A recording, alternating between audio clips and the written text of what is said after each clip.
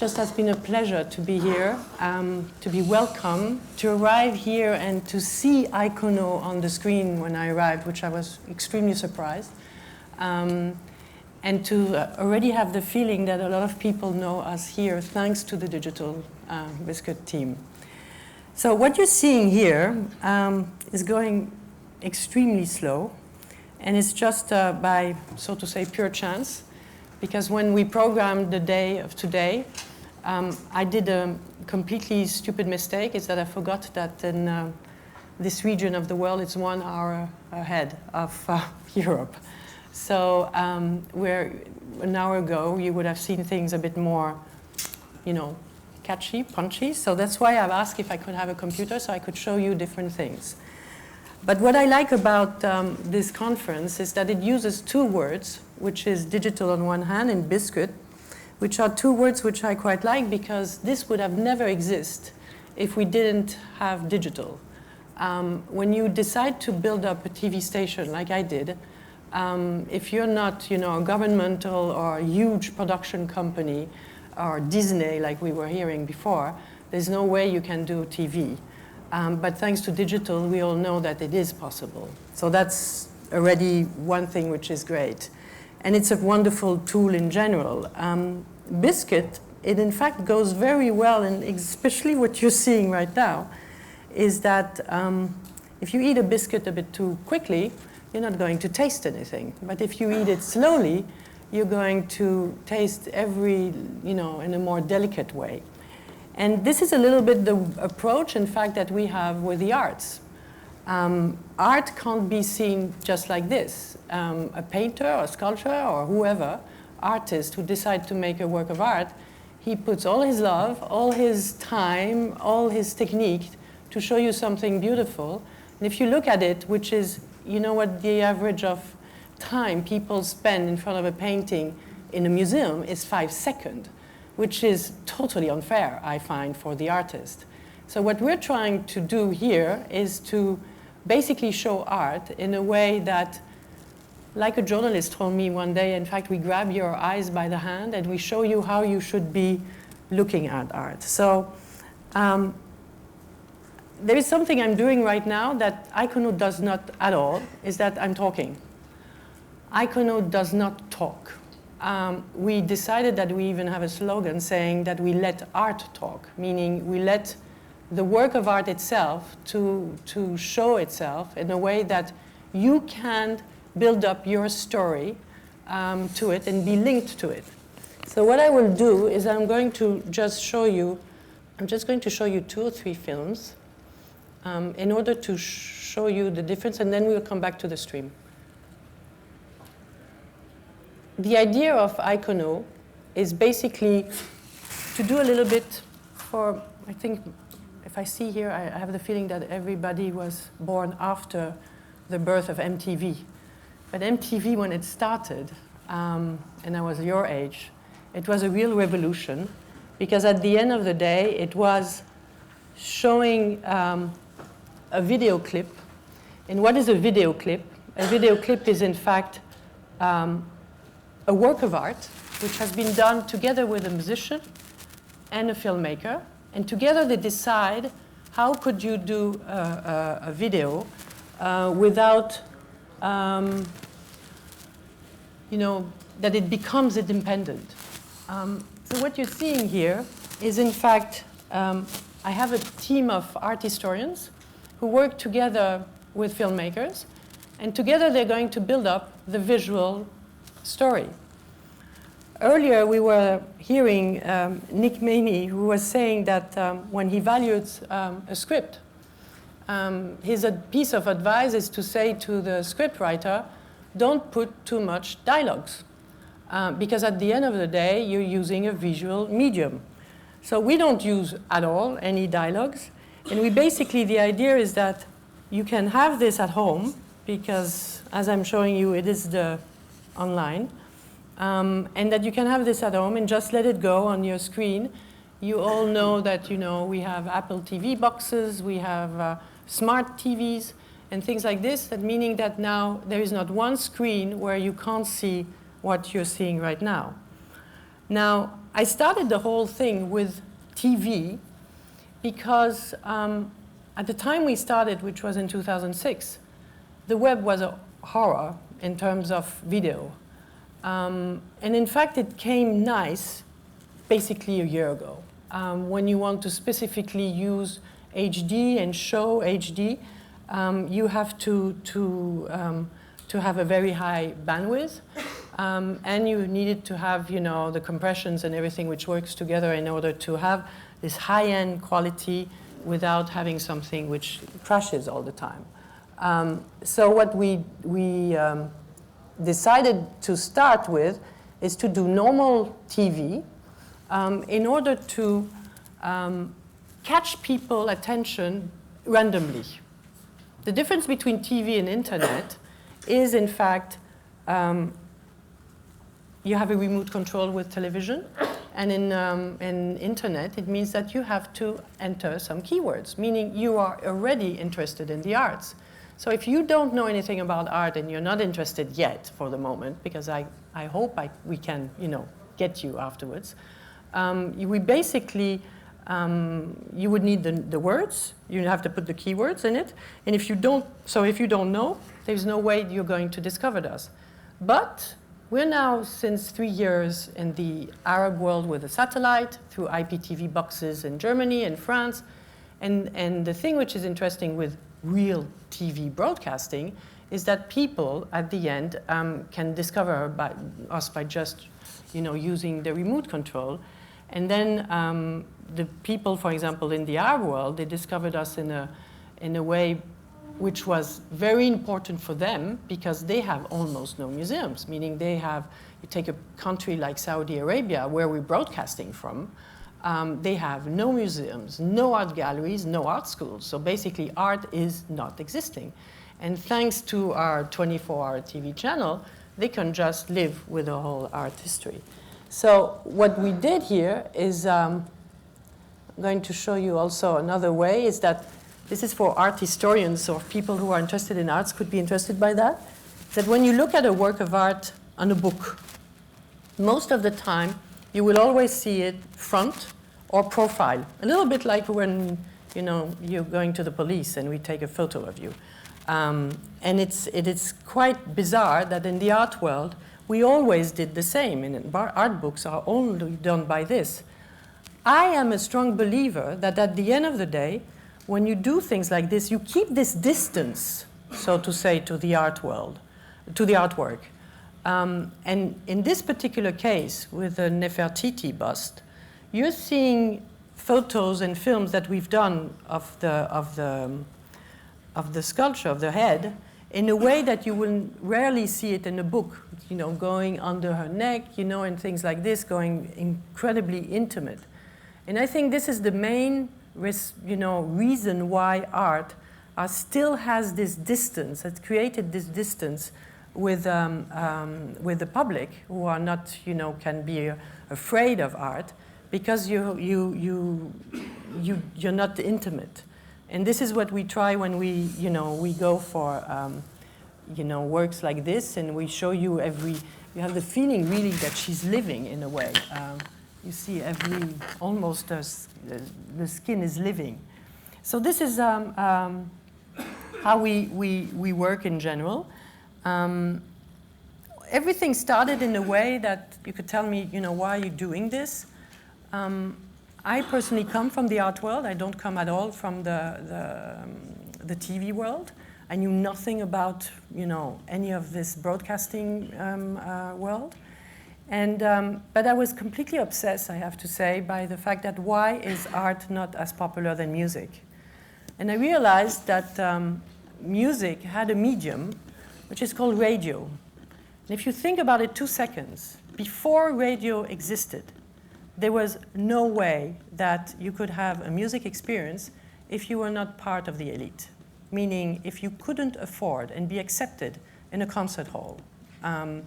So even with radio, and even if you were part of the elite, you had no idea what Chinese music would look like, sound like, or even, and vice versa. So thanks to radio, not only did it open up to a larger audience, but it did also open it up to a larger content. And so now we have access to everything. Of course, you have internet today, which could give you even a bigger access, but you still need a radio today to, so to say, discover things in a that's something which is curated, that you have a playlist which is curated, which is going to make you, somebody else give you some, so to say, a tip. So that's the idea of what we're doing with Ikono, which is really to say, okay, let's just show art exactly like, you see, we're still with this snow thing. To show you art exactly and bring you art exactly like radio did bring you music. So this is basically the way we work. It means that here in Ireland you could pick us up. You could stream it. You can put it, as I said, in any of the screens. But I even had the pleasure yesterday to meet your Minister of Culture, and I told him you could even pick up the TV signal and put it in every TV, and we could show more Irish art also. So it shows you the different things we can do, because we work, of course, with all the museums, with artists, with whom we sign contracts regarding their rights and all this, because it's like in the movie when we were talking just before, it is a problem of right management also. Now, the next step for us is going to grow, of course, the distribution, but more importantly, to build up a business, because the business was not done so far. And it's going to allow you are going to be able to download your favorite films. You could say, I don't like contemporary art. I would prefer to have, just a Renaissance, for example, a playlist. You will be able to download all your different films. So this is how we're going to basically be the next step, which I hope, everybody's always telling me, but art is a niche. Which, of course, I would have to agree until now, but it will remain a niche if we leave it in the niche. So that's why we're trying to basically take it out and bring it to a larger audience. So this is the picture. I thought that I wanted to make it short because there's always so many questions normally. And I thought that maybe either we can look at this a little bit, or you just if you have any questions, I'm very open to listen to them and answer to them. Yes? I wanted to ask, was it difficult to organise the rights and access to certain pieces? Do you get access to pieces that aren't on display at any particular time? How does that work? So when we started, it was in 2005-06. The idea came in 2005 at the end. You might have forgot, but YouTube started in 2005. Meaning when I was approaching a museum, artists were starting to be open to these things. But when I was approaching museums, they were listening to me like if I was talking Chinese. Because they were saying, but what is digital? What are you talking about? How do we play? Because most of these museums were not having a digital archive. That's for a start. They had no idea how to, broadcast anything or film or whatever and to play with this kind of content. So that started already, that it took 2-3 years, basically, to slowly collect this content, to convince them that, they were not doing something dirty with us, and to make them understand what we were going to do with the content. So that's started. Then you sign a contract, of course, because we're not allowed to broadcast, and with all the contracts we have with broadcasters, we're not allowed to broadcast something if we don't have the rights. So it took time. These same people who didn't understand the words digital at the beginning don't understand today the word stream. So when I tell them stream, and it's funny because when you go on the web page And we wrote big watch now. They still don't get it. They look at this screen and they don't understand. And in fact, you're having the 24/7 program there, and that you can just put full screen and see it. So yeah, it hasn't been very easy at the beginning, and it takes always time. You know, the museum world, at the end of the day, it's an idea from the 19th century, and they have their criterias. And most museums think they're super modern because they have a website, and they're very happy with just that. So that's, I hope I answered. Have you thought about, or have you considered actual interactivity with this? So instead of, you took various views of Nefertiti, say for a museum, you could give people the control of how they're looking round Nefertiti, and then even in the limit, and it's some work we've done at my university with three-dimensional television, you could synthesize views from different angles that you don't have to actually have, perhaps from a 2D presentation. You can synthesize views from around the back of the picture, and you can allow people to actually interact. They can immerse themselves inside the picture space. Have you considered things like that, taking this one step further? Thank you very much for this question, because it's an interesting question, by the fact that it comes back to the original idea. I'm obviously talking to somebody who knows about art or who knows about imagery and things like this. It's not the case of most people. And I think that what happened to the art world in general is that they forgot one little step. And I have no other ambition for the moment than this little step, which is what a philosopher in France who became the first minister of culture in '58, called André Malraux, wrote in a wonderful book, which is The Imaginary Museum, where he says that, in fact, art should be first met.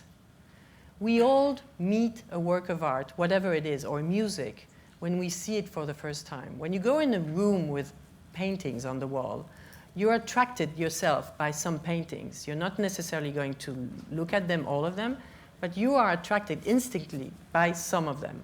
So you're going to go to this work. You know that it's only 15% of people reading, in fact, the label afterwards. So they look at the work, and this is what I call the first, meeting, the contact, the first contact. So there is steps that we did forget until now, is that we went directly to the knowledge step, and maybe then the interactivity.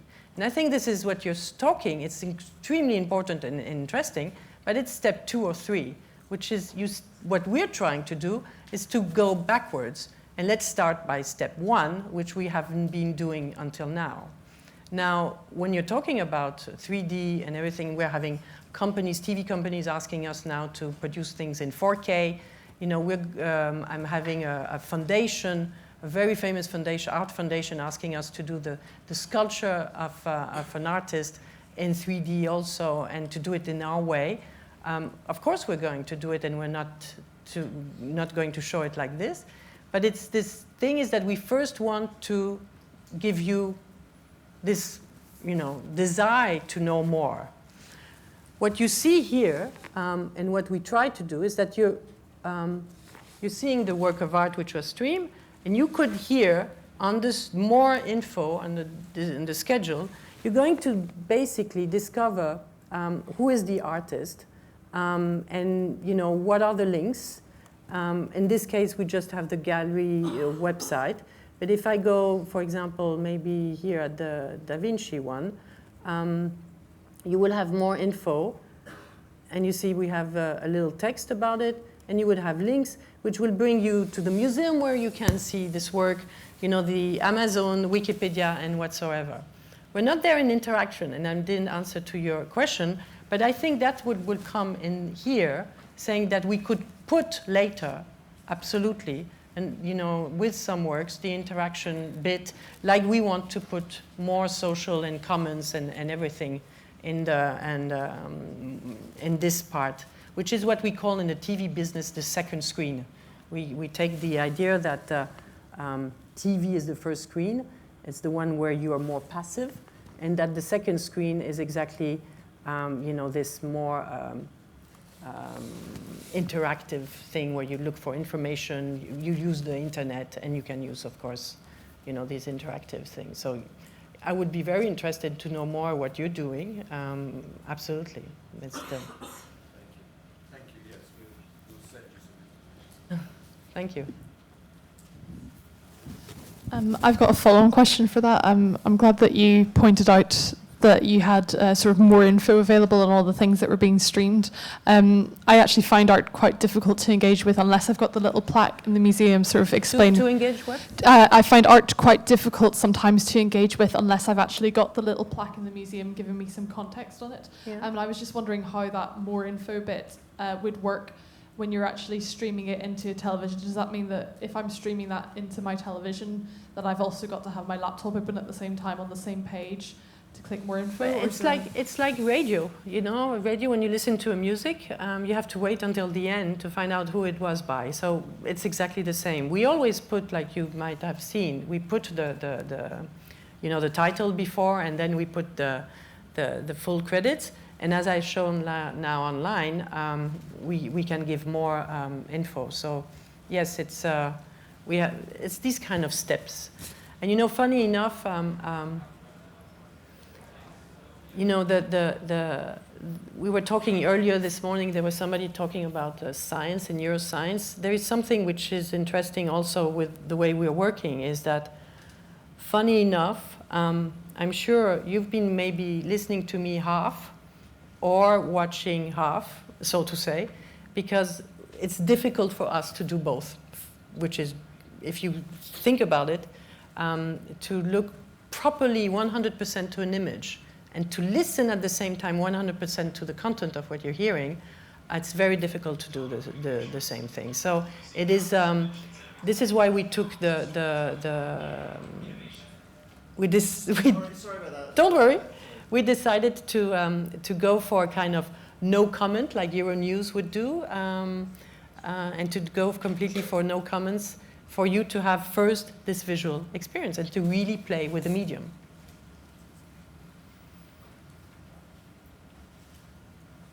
Are you producing any content yourself, or are you depending on submissions from artists or museums? One of them, they look slightly like a promo that a museum might do for an upcoming show. So what are the different sources that the content is coming from?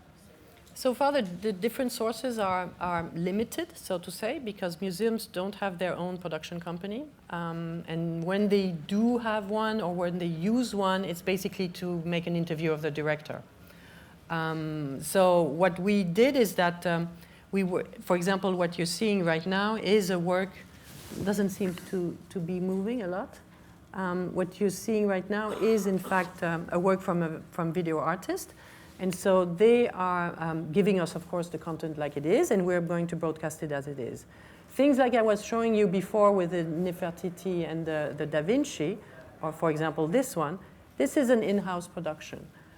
This is where I have a team of art historians and the filmmakers in-house, and they work together to create these small little video clips. And I wish, I hope, you know, for example, a lot of you are in the movie business. If you go and document an exhibition right now in the museum, and the producer is going to tell you, give me 5 minutes out of it, you're not filming 5 minutes. You're filming maybe 2 hours, and then you're going to choose all this. One of my dreams is to work with these kind of production companies, the one who are maybe more specialist in going into museum shows, and to play with their footage, because then we could, reuse their footage in our way, slow down the process, or even maybe just use the right speed, so to say, that the cameraman most of the time uses, but that we rarely see because we're going to see just little snapshots. So yes, that's how we work.